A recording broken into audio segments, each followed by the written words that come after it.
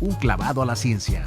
Sumérgete en el trabajo que realizan los investigadores de la Universidad Autónoma de Nayarit y conoce temas diversos como patentes, investigación agropecuaria, equidad de género, investigación social y mucho más. Bienvenido a Un clavado a la ciencia.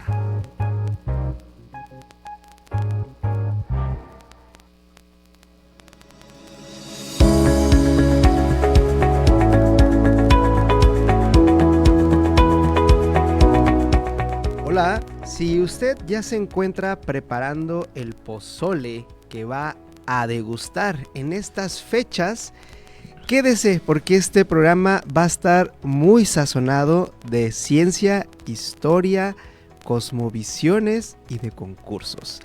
Yo soy René Morales y les doy la bienvenida a Un clavado a la ciencia, este programa donde nos divertimos con las implicaciones de la ciencia en la vida cotidiana.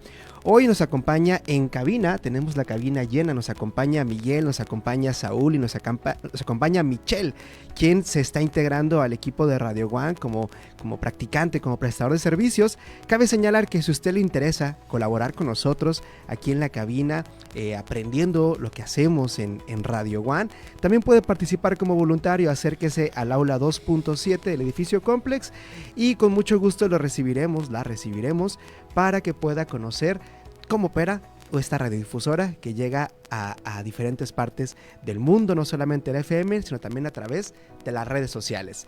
Cabe señalar que en este momento usted nos puede ver también a través de la página de Radio One, a través de la página de Un clavado a la ciencia, para que se una a esta conversación. Hoy la cabina ya huele más a pozole que la última vez.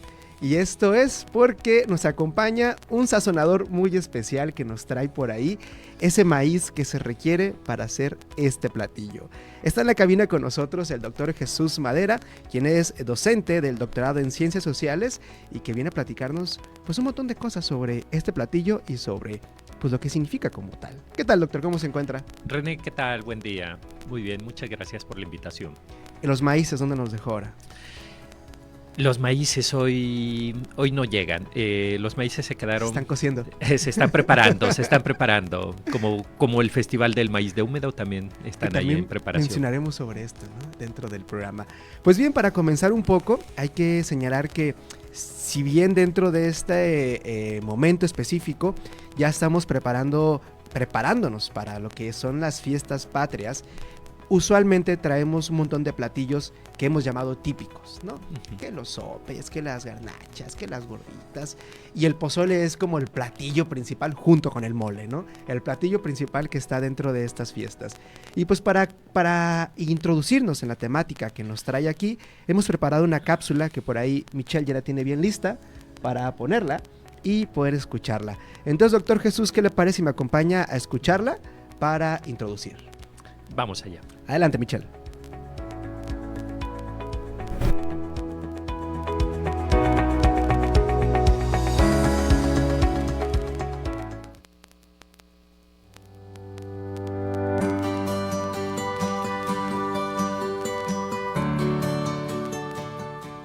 Los platillos, en realidad, no tienen un origen único,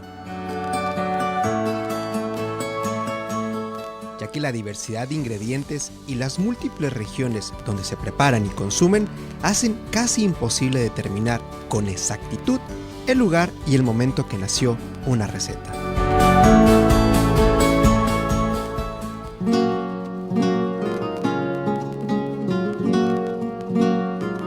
La historia más aceptada sobre el origen del pozole se remonta a la época de la conquista. Fray Bernardino de Sahagún, en su obra Historia General de las Cosas de la Nueva España, menciona que en ceremonias en honor a Xipe Totec se cocía maíz con la carne de guerreros sacrificados en ritos solares.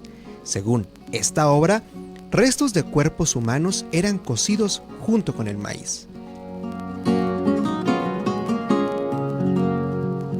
Esta práctica resultaba aberrante para los españoles y debido a la importancia del pozole en los rituales solares, la carne humana fue sustituida por carne de cerdo, que, según los frailes, tenía un sabor similar.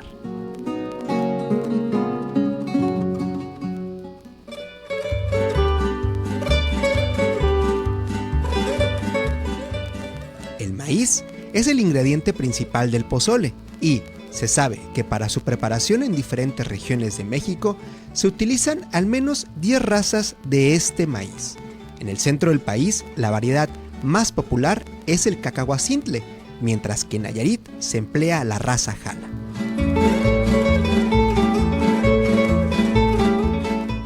Existen 2 métodos para la preparación del pozole, el tradicional y el comercial.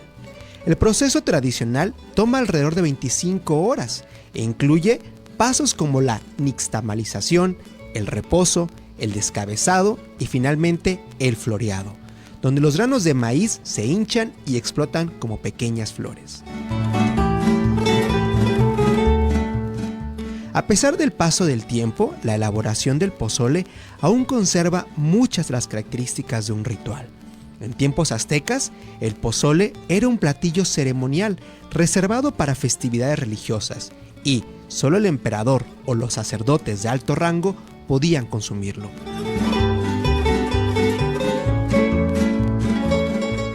Se cree que el pozole se servía únicamente en ocasiones especiales y, si lo comparamos con la liturgia católica de la comunión, donde la hostia y el vino simbolizan el cuerpo y la sangre de Cristo, podemos encontrar un paralelismo con el simbolismo inicial del pozole.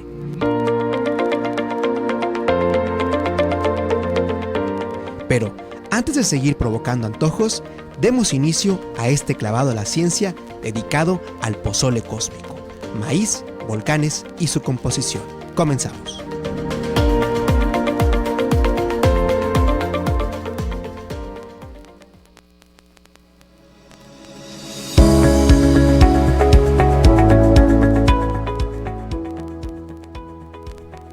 Regresamos. Muchas gracias, Michelle, por esta cápsula, también a Castañeda que hizo posible su elaboración. Pues aquí estamos de vuelta ya para platicar un poco sobre el pozole cósmico, este platillo que nos une mucho en estos momentos, en estas periodos, en estas fechas. Pero hablar del pozole, forzosamente tenemos que hablar del maíz, ¿no? No podemos pensar el pozole ni muchos platillos de esta temporada sin el maíz como tal.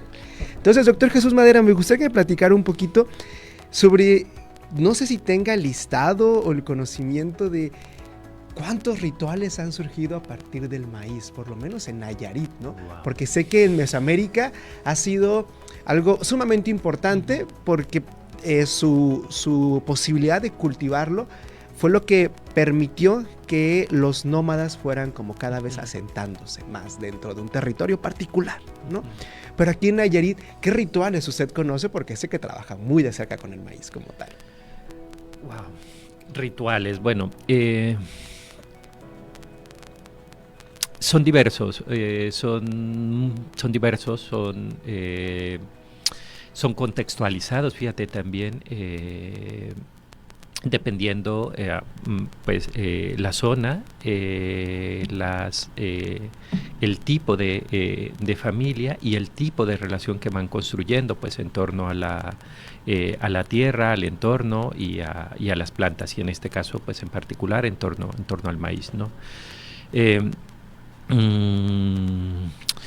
Por ejemplo, pues no sé, entre los Bráricas, entre los Nayeri, pues hay una infinidad de rituales, de festividades, ¿no?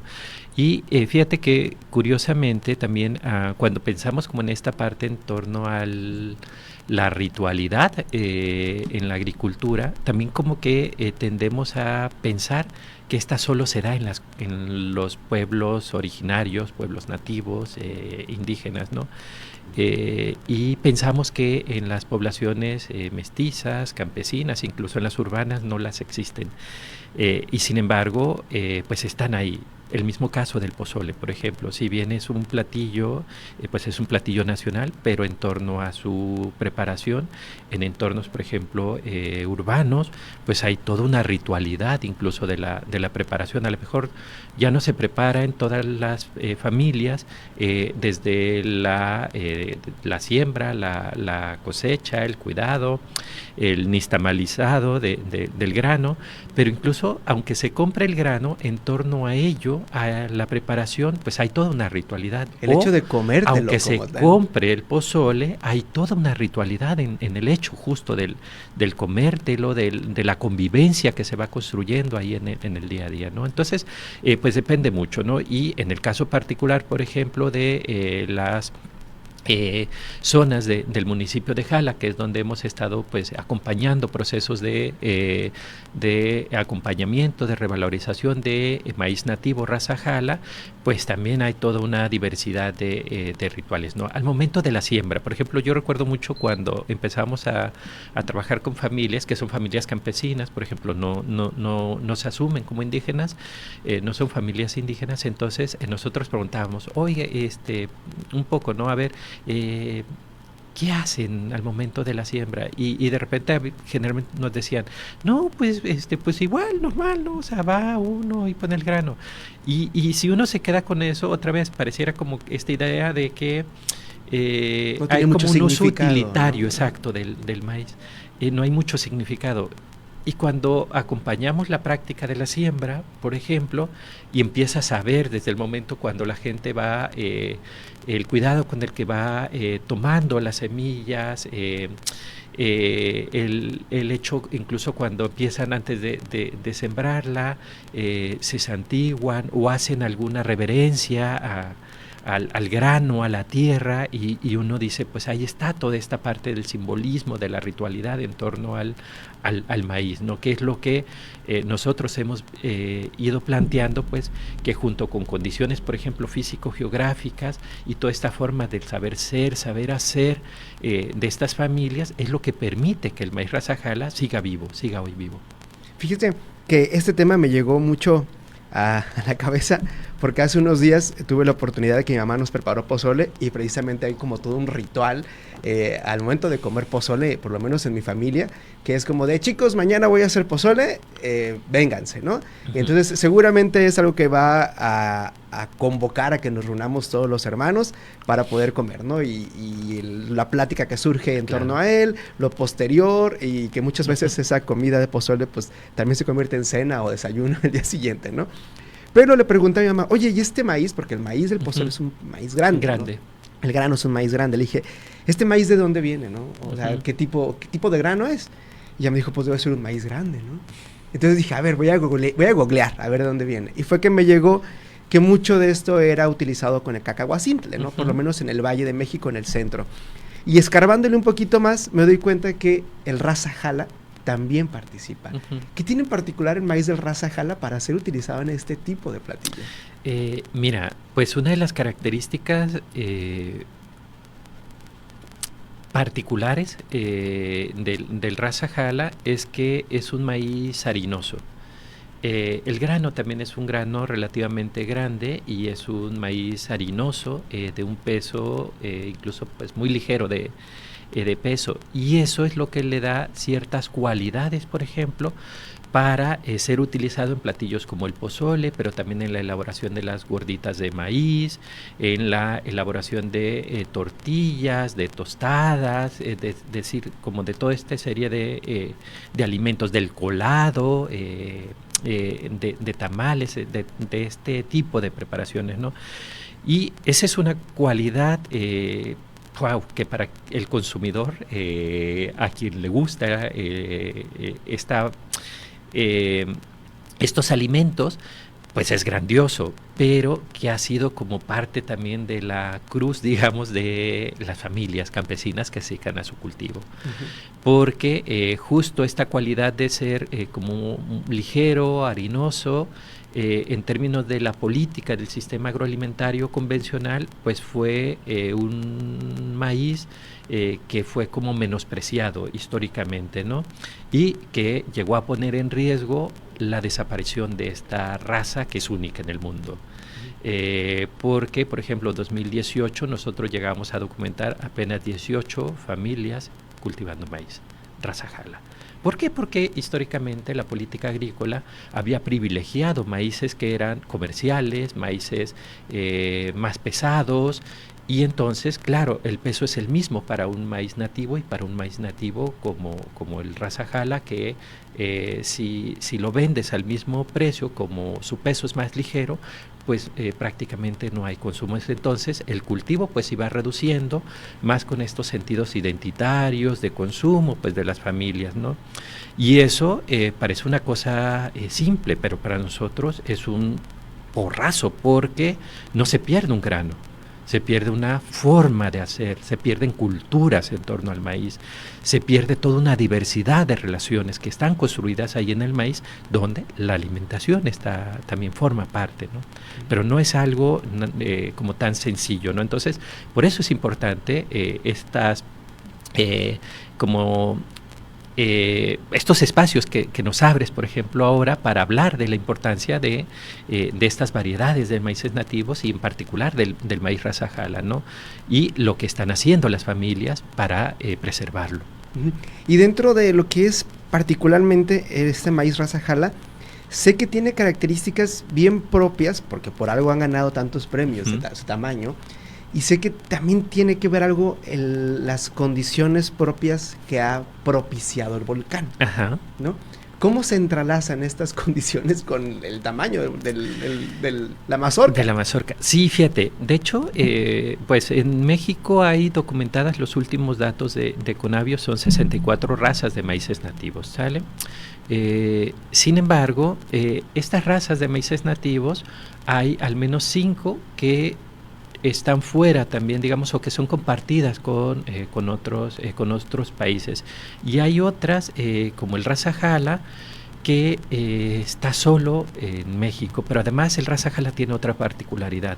A diferencia de las otras razas de maíces nativos, que cada una tiene como subrazas, el Rasa Jala prácticamente es único y prácticamente es endémico a las faldas del volcán Seboruco, con las características que tiene. Se siembra fuera de esa zona de Jala, fuera del país, y sí puede nacer, sí puede dar frutos, pero no tiene las mismas características. Y una de esas características, por ejemplo, el tamaño de la planta. La planta puede llegar a medir hasta 10-12 metros de altura. Las elotes y las mazorcas son de gran tamaño.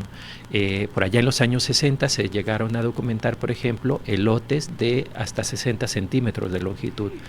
Este tamaño se ha venido reduciendo, otra vez por condiciones de la política agrícola, ahí que ha ido contaminando, digamos, temas, pero ya luego podemos, si hay espacio, podremos hablar de eso, ¿no?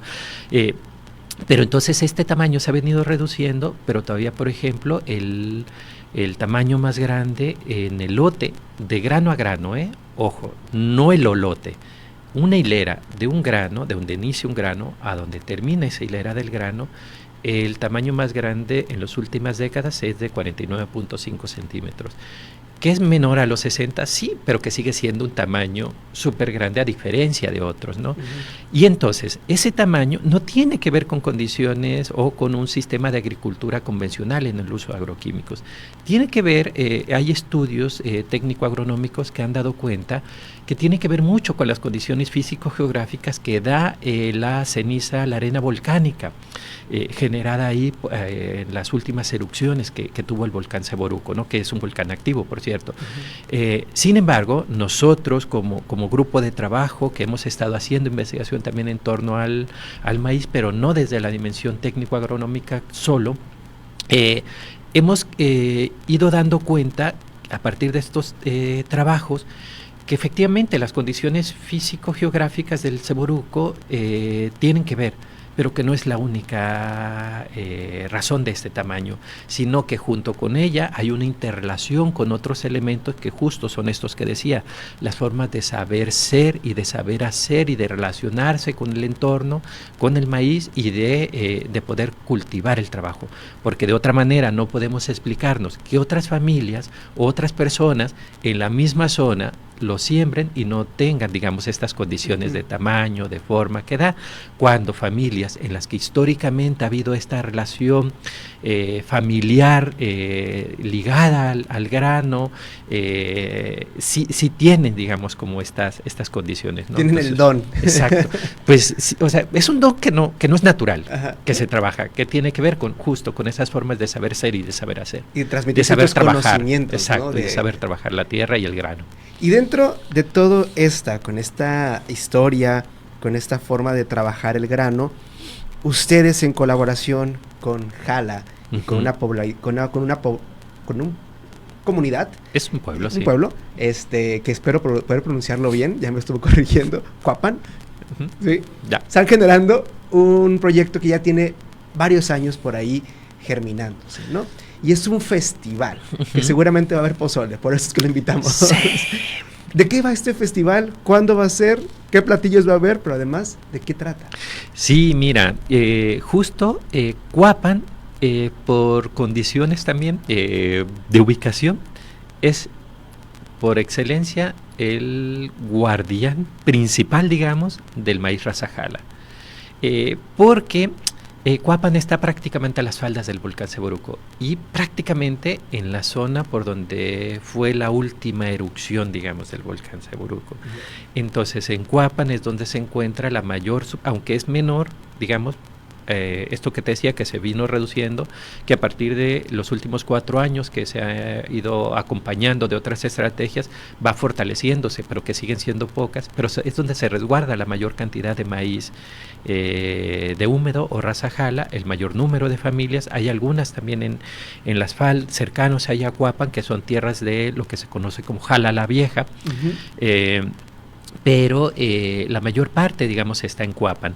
Y entonces, en Cuapan, al menos nosotros venimos trabajando en Jala desde hace ya varios años y durante los últimos 6-7 años, a partir de 2 proyectos de investigación financiados por CONACYT, empezamos a retomar, digamos, estos trabajos, en particular con el maíz Raza Jala, y nos centramos como zona de estudio Cuapan como un caso en donde intentamos acompañar procesos de construcción agroecológica y de soberanía alimentaria, ¿no?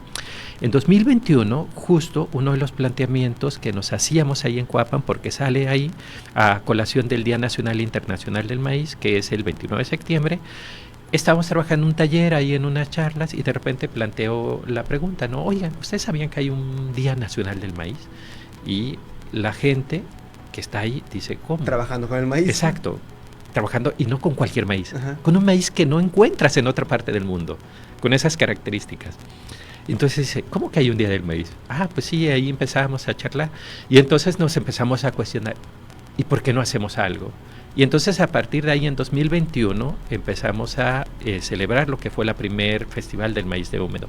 Y decidimos nombrarle festival porque la idea era hacerlo de una manera lúdica, de un encuentro festivo, recreativo, donde estuviéramos trabajando talleres, conversatorios, música, fiestas, comidas, y también empezamos a trabajar a partir de ahí con 2 concursos. Uno, el concurso de dibujo, que está dirigido a niños desde los 4 hasta los 12 años, y otro, un concurso de cortometraje que está dirigido a adolescentes y jóvenes.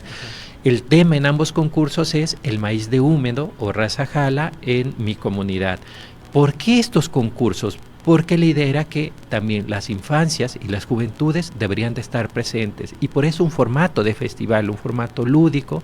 ¿Por qué? Porque son los relevos generacionales y son los relevos con los que vamos, se empieza a construir, a reforzar estos elementos identitarios en torno al maíz de húmedo, porque son quienes van a darle continuidad a esta particular raza. A esta particular Doctor, raza. se nos está acabando el tiempo súper rápido.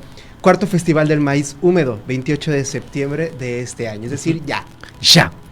Quien quiera participar, que revise la convocatoria. ¿En dónde puede revisar? La puede revisar a partir de las redes sociales, Facebook, puede ser de la página del cuerpo académico, sea Actores Sociales y Desarrollo Comunitario, o a través de la página también de la Raza Jala, RASSA, Jala. que es una red agroecológica y solidaria para la soberanía alimentaria, que emerge también como parte, digamos, de estos trabajos de acompañamiento, ¿no? Y menciona que hay premios. Primer lugar. Para los concursos de dibujo y de concurso tienen premios, primero, segundo y tercer lugar, ¿no? Los premios son simbólicos, por cierto, también andamos buscando patrocinadores para que se unan a este festival. Patrocinar.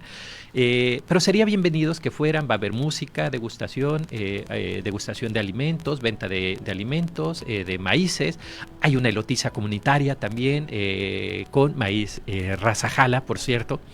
Y bueno, todas estas otras, exposición de cortometrajes, algunos talleres, conversatorios en un formato lúdico.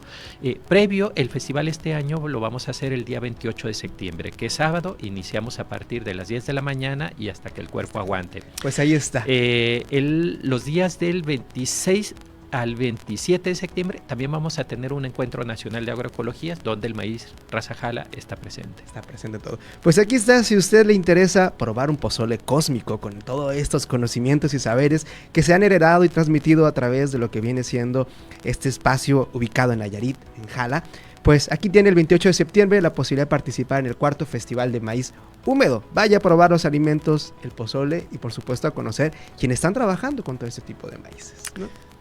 Muchísimas gracias, doctor Jesús Madera, por acompañarnos a este clavado a la ciencia. Yo soy René Morales y les recordamos que todo el mes de septiembre tendremos un especial relacionado con la independencia y la ciencia. Así que acompáñenos todos los jueves a las 10 de la mañana aquí en Radio One. Hasta la próxima.